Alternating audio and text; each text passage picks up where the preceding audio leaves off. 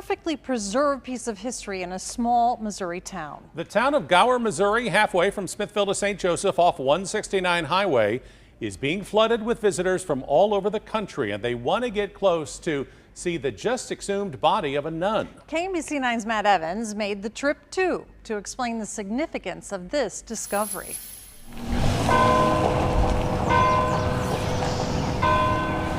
The usual peaceful sounds at the Benedictines of Mary, Queen of Apostles Monastery just outside Gower have been replaced by the sounds of hundreds of people coming to view the body of its founder. Not that old, but I've never heard of that in my life. These little brothers of the Lamb hitchhiked here from Kansas City. When we are religious brothers, we do a vow of obedience, so we are sent, and as brothers we can be sent in one of the different places. Others came from North Dakota. Powerful experience, very powerful. And Nebraska. It's one of the most rare events in the whole of the United States. As word has spread about what many consider a miracle.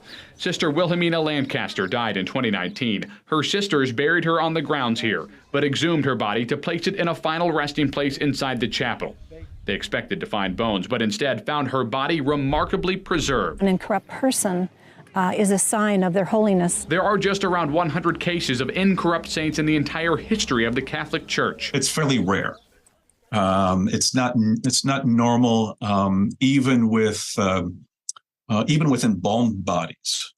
There is a process of corruption that takes place. Experts tell us the Catholic diocese would have to open an investigation and examine the body to confirm that. If it is a miracle, then they would want to first verify. And scholars say just the fact that the sister's story is being elevated to this level is profound in and of itself. Sister Mary Wilhelmina is an example. She is a part of that tradition. Those who always understood that discrimination and barriers had no place within the church. And if Sister Wilhelmina is determined to be a saint, it will not only change this monastery, but it will change this area forever.